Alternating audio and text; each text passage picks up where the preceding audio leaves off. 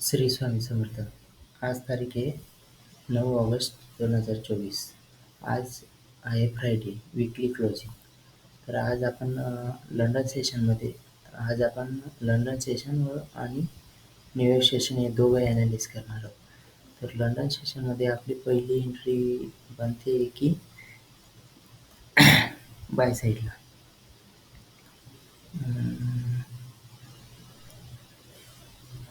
आपण स्टार्टिंग करूया monthly time फ्रेमपासून.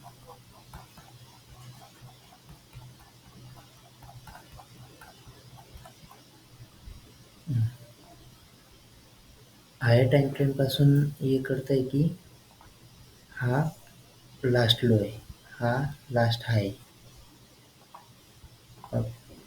Retrace up. या हाय नंतर परत रिट्रेसमेंट करून जर हाय बनला असता तर आपण शुअर झालो असतो की कंटिन्यू अप ट्रेंड चालू. पण हा हाय नंतर मार्केटने लो बनवला याच्या कम्पॅरेटिव्ह हा लो स्ट्रक्चर तयार केला. पण खालून जर बघितलं की कंटिन्युअसली कुठलाच सपोर्ट हा ब्रेक झालेला नाही. याच्या कम्पॅरेटिव्ह हा हाय बनला, याच्या कम्पॅरेटिव्ह हा हाय, याच्या कम्पॅरेटिव्ह परत हा हाय बनतोय. तर इथं मंथली टाईम फ्रेममध्ये मार्केट स्ट्रक्चर थोडं कॉम्प्लिकेटेड वाटते. त्यानंतर आपण शिफ्ट झालो विकली टाईम फ्रेमवर. विकली टाईम फ्रेमवरती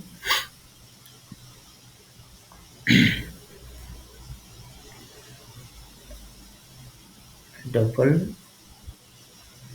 बॉटम 3 वेळेस सपोर्ट घेतलेला आहे. हे एक स्ट्रक्चर आहे, 1, 2 आहे.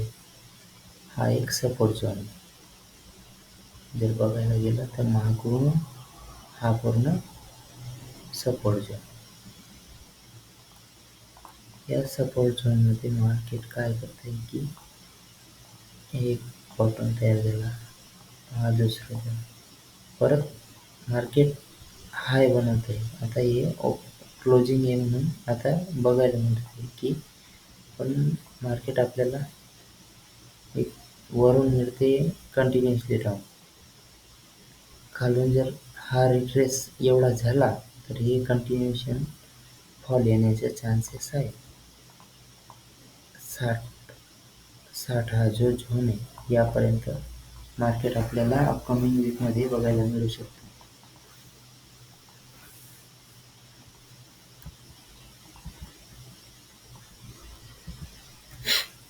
परत हे डबल बॉटमची नेकलाईन. आज विकली क्लोजिंग पण आहे. डेली टाईम फ्रेमवरती शिफ्ट होऊया तर कंटिन्युअसली लोअर लो स्ट्रक्चर बनत चाललंय. बघायला भेटलं तर बघूया. Low, retrace, low, retrace, low, retrace, low, retrace, low. तिथं आपल्याला लोअर लो स्ट्रक्चर टॉपला रेजिस्टन्स प्लस EMA. या टॉपला रेजिस्टन्स प्लस EMA. तर हा माझा सेटअप होता. हा इथं आपण एंट्री घेणार आहोत. रिटेस्ट प्लस EMA होता.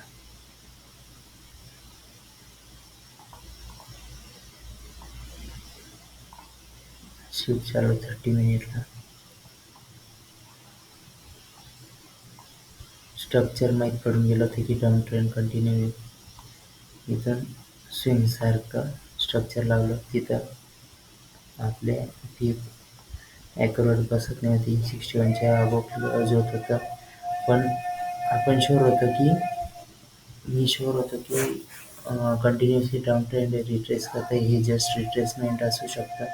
आणि बॉबी बॉय याचं सांगितल्याप्रमाणे आपला झोन होता हा वाला एवढा. हे 2 कॅन्डल आपल्याला एंट्री करायची होती 12 वाजेनंतर लंडन सेशनच्या अगोदर. या स्ट्रक्चरमध्ये मी शिफ्ट झालो लोअर टाईम फ्रेममध्ये मला या पॉईंटपासूनच मला मार्केट हे साईडवेज दिसायला लागलं. मी आणखी शुअर झालो. परत शिफ्ट झालो की 30 मिनिट टाईम ठेवला. तिथं मला शुअरिटी मिळाली की मार्केटची ही हा जो एरिया आहे हा पूर्णच्या पूर्ण क्लीन झोन आहे. इथं आपण टाकून देऊया क्लीन एरिया. क्लिअर एरिया होता आपला.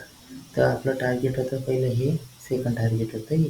जर हा ब्रेक केला तर आपण कंटिन्युअसली होल्ड करू.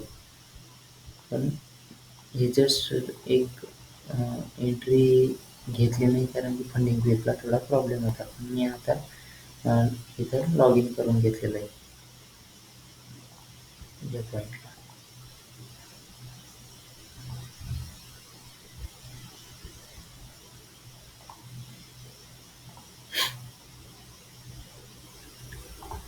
या इथं फंडिंग. तर हा आता ट्रेड मिस झालेला आहे, पण ही गलती परत परत व्हायला नको विषय. कारण की स्ट्रक्चर माहीत होतं, सर्व काही माहीत होतं. एस एल जाणार पी तरी किती जाणार होता, एकदम नॉर्मल 5, 10, 15 पीपचा. इथं शॉर्ट पोझिशन बनवायची होती 11:30 नाही 12:30च्या अगोदर. 12:30 या झोनमध्ये एस एल होत होता आपला एकदम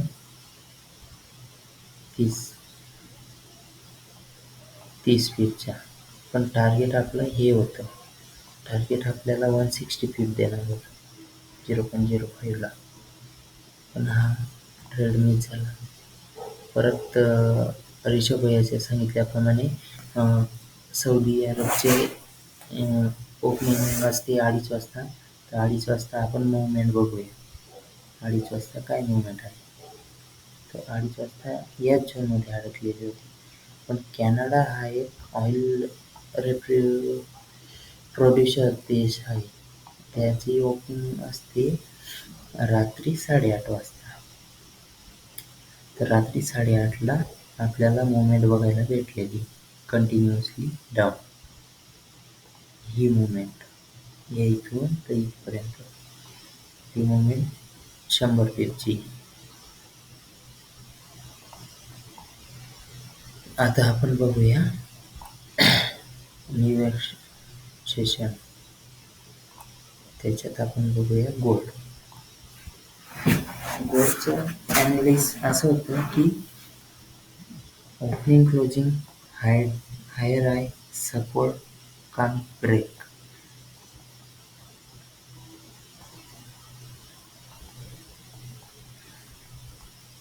तारीख आहे 9 ऑगस्ट. 9 ऑगस्ट संध्याकाळचे 6 वाजता.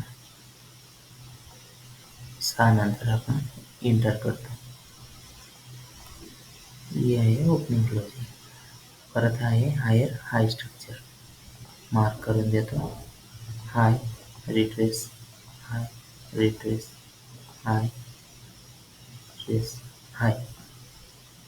हे स्ट्रक्चर ओपनिंग क्लोजिंग हायर आहे रिट्रेसमेंट कान ब्रेक.